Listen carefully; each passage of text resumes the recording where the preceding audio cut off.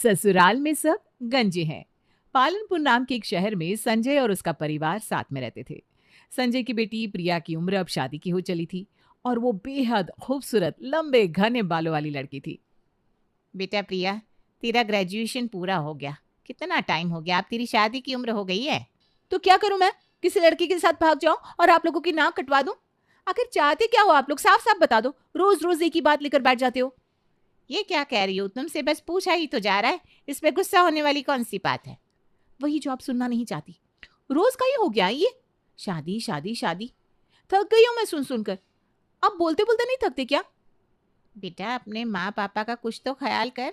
ऐसे कब तक घर में रहेगी? उम्र के हिसाब से बच्चों को शादी कर लेनी चाहिए, वरना आगे चलकर बहुत दिक्कतें आती है। क्या घर में रहना बहुत बड़ा गुनाह है मम्मी?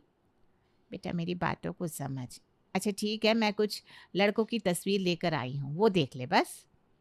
सावित्री प्रिया को कुछ लड़कों की तस्वीर दिखाती है, लेकिन प्रिया को उनमें से कोई भी पसंद नहीं आता। वो मुंह बनाकर कहती है, माँ, ये लड़का पसंद है, ये मोटा तोंडू कहीं का। अरे मोटा कहाँ है, बस हेल्थ थोड़ी अच्छी है। आजकल के लड़के खाते पीते घर के होते हैं तो थोड़ा बहुत पेट निकल आता है, लेकिन वैसे तो अच्छा है ना। हेयर बलून लग रहा है पूरा। इसके नीचे आग लगाओगी ना तो उड़ जाएगा।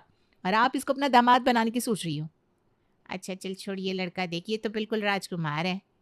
और इसकी हाइट देखो, मुझसे सीढ़ी लगाकर बात करनी पड़ेगी इसे। अरे माँ, आपने कभी सुना है बोना राजकुमार? और तुम किसी को भी राजकुमार कह रही हो? किस एंगल से राजकुमार है ये? हर किसी में बस कमी निकालती रहेगी क्या? ऐसे तो हो चुकी तेरी शादी एक अच्छे घर में बेटा। माँ, अच्छा लड़का दिखाओगी तो कमी मैं क्यों निकालूंगी? सिर्फ शक्ल से अच्छा होना ज़रूरी नहीं होता बेटा, इंसान का मन भी देखना चाहिए। ये आखिरी तस्वीर देख ले। माँ, टकला। टकला मतलब प्रिया जिसके इतने लंबे खूबसूरत बाल है, वो इस टकले से शादी करेगी? क्या माँ, तुम भी ना। फिर कहती हो मैं रिश्तों के लिए मना कर देती हूँ। ऐसे किसी का मजाक नहीं उड़ाते प्रिया। क्या पता किस वजह से बाल उड़ गए हो। माँ, लोग क्या बोलेंगे? बाल वाली लड़की का गंजा पति। नहीं माँ, कुछ भी हो जाए, लेकिन ये तो बिल्कुल नहीं। पढ़ा लिखा और अच्छा कमाई करने वाला लड़का है। पिता का बिजनेस है, कार बंगला पैसा सब है। महारानी बनकर रहेगी तू वहाँ। तो इन सब के कारण पूरी जिंदगी बर्बाद कर लूं अपनी, एक टकले से शादी कर लूं? नहीं नहीं, तू कुछ मत कर। किसी की किस्मत में रानी बनना नहीं लिखा होता ना, तो वो नौकरानी बन के ही रहता है उम्र पर। सावित्री के दिखाए अक्सर हर लड़की का प्रिया मजाक बनाया करती। प्रिया की उम्र इतनी ज्यादा हो चुकी थी कि आस पड़ोस वाले भी सावित्री से बोलने लगे थे, सावित्री बहन जी बुरा मत मानिएगा, पर लड़की जवान हो गई है, अब इसकी शादी करवाइए।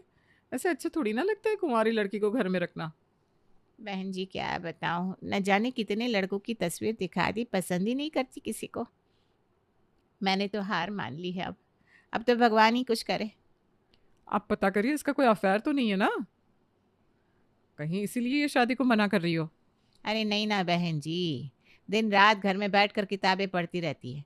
हमें तो लव मैरिज से भी कोई दिक्कत नहीं है, लेकिन कोई होना भी तो चाहिए। आप फिर भी सावधान रहिए, लड़कियों का मामला ना गंभीर होता है। बहन जी अब आप ही कुछ बताइए, कैसे समझाऊं इस लड़की को मैं। आप कोशिश करिए पहले ये पता करने की कि प्रिया का कोई बॉयफ्रेंड तो नहीं है। अगर होगा तो शादी तो हम देख समझ कर ही कराएंगे।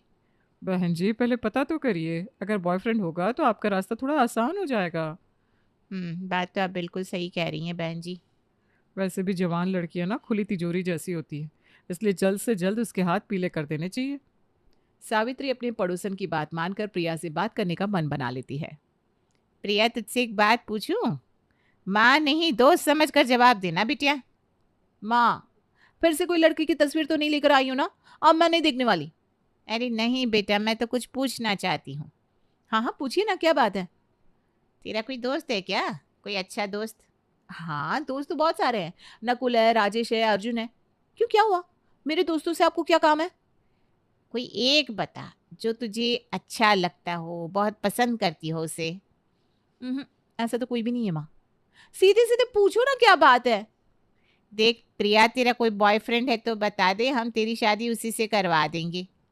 शादी शादी शादी, दिमाग खराब कर दिया है माँ तुमने। दिन भर तुम्हारे साथ ही रहती हूँ, तुम्हें पता नहीं है कि मेरा बॉयफ्रेंड है भी या नहीं? अरे गुस्सा मुझे भी करना आता है।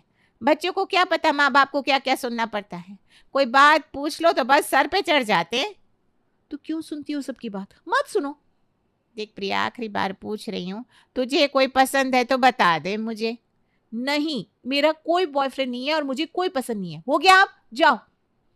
ठीक है, फिर मैं जो भी लड़का पसंद करूंगी वो तुझे दिखाने नहीं आऊंगी, सीधे उसकी शादी तुझसे करा दूंगी। नहीं नहीं नहीं, रहने दो, उसकी कोई जरूरत नहीं है। मैं खुद अपने लिए कोई अच्छा लड़का ढूंढकर तुम्हें बता दूंगी। ठीक है। समय गुजरता है। प्रिया अक्सर मंदिर जाया करती थी। वहां उसे एक परिवार पसंद आता है। आंटी जी, एक बात कहूँ, आपके बाल ना बहुत खूबसूरत है। अरे बेटा, बहुत बहुत शुक्रिया। वैसे तुम भी बहुत खूबसूरत हो। नाम क्या है तुम्हारा? जी आंटी, प्रिया नाम है। यही पास में ही रहती हूँ, पीली कोठी में। आपका क्या नाम है? मेरा नाम गीता है।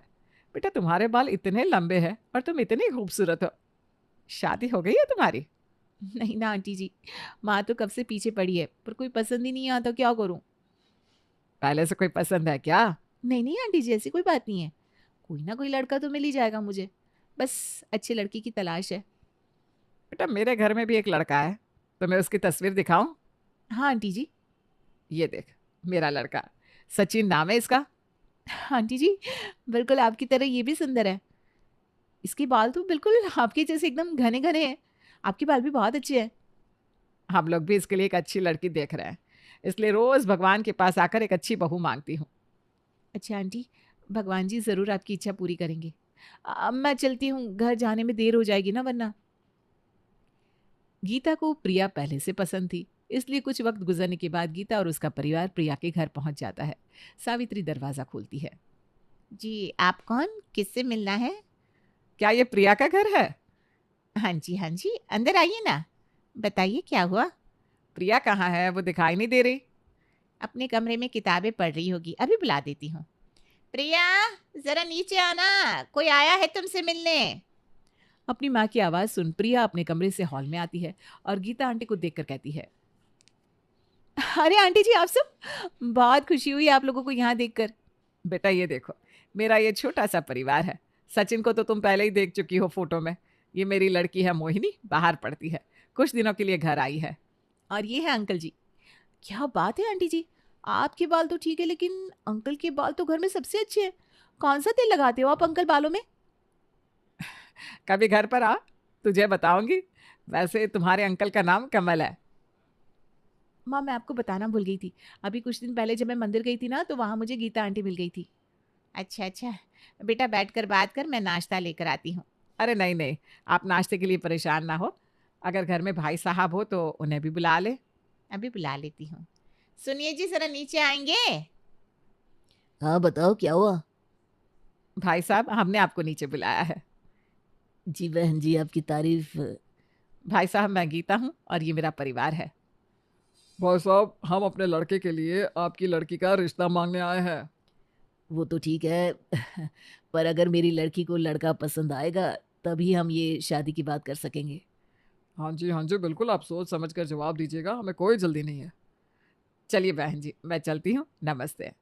अरे कुछ चाय पानी नाश्ता तो करती जाइए, ऐसे अच्छा नहीं लगता।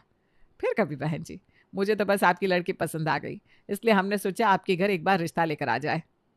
प्रिया कमरे के अंदर से अपनी माँ को आवाज़ देती है, माँ इधर आओ, सुनो। हाँ बेटा, अभी आई। बता क्या बात है? माँ, मुझे ना ये लड़का बहुत पसंद है और इसके घर वाले भी। मैं इससे शादी करने के लिए तैयार हूँ। अरे वाह, एक बार में कैसे मान गई? अरे माँ, तुमने इन लोगों के बाल नहीं देखे क्या? कितने लंबे और घने। इससे पता चलता है कि ये लोग अपने बालों का कितना ख्याल रखते हैं। ठीक है, हमारे लिए तो ये जरूरी है कि तुमने शादी के लिए हाँ कर दी बस। सावित्री जाकर गीता को रोक कर कहती है, बहन जी, अब नाश्ता क्या, मुंह भी मीठा करना पड़ेगा। मेरी लड़की की तरफ से हाँ है, उसे आपका बेटा पसंद है। चलिए, फिर तो शादी की जल्द से जल्द तैयारी की जाए। मीठा तो बिल्कुल खाएंगे हम, आखिर अब तो हम रिश्तेदार बन गए हैं। कुछ दिन बाद प्रिया और सचिन की शादी खुशी खुशी हो जाती है। प्रिया सचिन से शादी करके बहुत खुश थी। तुझे अपनी बहू के रूप में देखकर आज मैं बहुत खुश हूँ। तुझे पहली नज़र में देखकर ही मैं समझ गई थी कि तू ही मेरे घर की बहू बनेगी। अब से ये घर तेरा हुआ। मम्मी जी, आप सब बहुत अच्छे हैं। मैं कभी आप लोगों को शिकायत का कोई मौका नहीं दूंगी। भाभी आप चिंता ना करो, अगर कोई गलती हो भी गई आपसे तो हम ठीक कर देंगे। क्योंकि अब हम एक ही परिवार हैं। हाँ, मोहिनी ने बिल्कुल सही कहा। बहू रानी, आज तो रसोई का पहला दिन है, कुछ मीठा तो खिलाओ। पापा जी खीर खाएंगे या हलवा? हलवा तो सचिन को बहुत पसंद है और खीर तेरे पापा जी को। ठीक है, मैं दोनों ही बना देती हूँ। चल, मैं तेरी रसोई में मदद करा देती हूँ। नहीं नहीं मम्मी जी, अब आप आराम करेंगी, घर के सारे काम मैं खुद करूँगी। बहू, सुबह से शाम तक रसोई में लगी रहोगी तो थक जाओगी। मम्मी जी, मुझे अगर आपकी ज़रूरत होगी तो मैं आपको खुद बुला लूँगी। ठीक है बहू, तो इतना कह रही है तो नहीं आऊंगी तेरे साथ। प्रिया के ससुराल में सब कुछ ठीक चल रहा था, पर हर रोज प्रिया के सास ससुर और उसका पति 1 घंटे के लिए घर से बाहर जाया करते। प्रिया के कहने पर भी उसे साथ नहीं ले जाते। माँ जल्दी चलो ना, पहले हम काफी लेट हैं। हाँ बेटा, बस अभी आई। तुम्हारा तो ये हर बार का है, जब तुम्हें पता है कि हर रोज जाना ही है तो जल्दी कर लिया करो ना थोड़ा। ये सब प्रिया भी किचन में सुन लेती है और उनके पास आकर कहती है, मम्मी जी, आप लोग रोज रोज कहाँ जाते हो? पास ही में एक मंदिर है, वहां पर हम सत्संग सुनते हैं, बहुत ही अच्छा सत्संग होता है। ठीक है मम्मी जी, तो इस बार मैं भी साथ चलूंगी। मैंने सारा काम भी कर लिया है, बस 2 मिनट दीजिए, मैं अब भी तैयार होकर आती हूँ। नहीं नहीं बेटा, तुम नई बहू हो, तुम्हें नशा लग जाएगी, तुम्हें अभी ज्यादा बाहर नहीं जाना चाहिए। नहीं मम्मी जी, आज मुझे भी आना है आप लोगों के साथ, मैं अभी आई बस। गीता प्रिया की जिद की वजह से उसे अपने साथ ले जाती है। अचानक से तूफान के कारण रास्ते में एक पेड़ गिर जाता है। सभी कार से उतरकर पेड़ हटाने की कोशिश करते हैं। सचिन जी संभाल कर, पापा जी को कहीं लग ना जाए। ठीक है प्रिया, तुम माँ और मोहिनी साइड में खड़े हो जाओ। जी। तूफान में अचानक से गीता और उसके परिवार के नकली बाल हवा में उड़ जाते हैं। प्रिया ये देखकर हैरान होकर रोने लगती है और बिना कुछ बोले सब घर वापस आ जाते हैं। हे भगवान, किसी को मुंह दिखाने के लायक नहीं रही, मेरा तो पूरा ससुराल ही गंजा है। आप लोगों ने इतना बड़ा झूठ आखिर बोला क्यों? अरे बहू, रोना बंद करो, शांति से बैठ जाओ। नहीं, मैं तुम लोगों के साथ नहीं रह सकती, मेरा तो ससुराल ही गंजा है, मुझे डिवोर्स चाहिए, मैं ऐसे गंजे परिवार के साथ नहीं रह सकती हूँ। प्रिया, बालों के लिए तुम हम सबसे दूर होना चाहती हो? तुम भूल गई हो क्या कि हम लोग तुम्हें कितना प्यार करते हैं? कम से कम उस प्यार के वास्ते थोड़ा सोच लो। हाँ, क्योंकि इतनी सुंदर लड़की जिसके बाल इतने रेशमी है, वो गंजों के परिवार में नहीं रह सकती। मेरी कितनी बेइज्जती होगी। अब क्या बोलूं मैं सबको कि मेरा पति, सास, ससुर सब गंजे हैं, मैं एक गंजे ससुराल में रहती हूँ। बहू, ऐसे मत बोल, हम तुझे धोखा नहीं देना चाहते थे। तू और तेरे बाल इतने सुंदर थे, हम तो यही देखकर खुश थे कि घर में कम से कम तुम्हारे बाल तो असली है। हाँ, इसीलिए धोखा दे दिया। आप लोगों ने मेरी शादी धोखे से करवाई है, इसलिए मैं आपको कभी माफ नहीं कर सकती। नहीं नहीं बहू, हमने सोचा कि तू अगर हमारे घर आएगी तो हम तेरे बाल देखकर खुश हो जाएंगे। हमारे ना सही हमारी बहू के तो बाल है, हमारी इच्छा कभी भी तुम्हें धोखा देने की नहीं थी। मुझे कुछ नहीं पता, मैं अब इस घर में और नहीं रहना चाहती। ठीक है, आज रात भर फिर से सोच लेना बहू, उसके बाद तेरा जो भी फैसला होगा हमें मंजूर है। हम तुम्हारे साथ जबरदस्ती नहीं करेंगे, जो तुम्हें ठीक लगे वही करना। सबको दुखी देखकर और अपने भाई को रोता देखकर सचिन की बहन मोहिनी प्रिया को अपने पास बुलाकर कहती है, भाभी, मुझे आपको कुछ बताना है। इतने छूट के बाद और कुछ बचा है क्या? तुम मुझसे कोई उम्मीद मत करना, मैं तुम्हारी किसी भी बात में आकर यहाँ रुक जाऊंगी। भाभी, मैं आपको वो बताऊंगी जो हुआ था, आप बस सुन तो लो।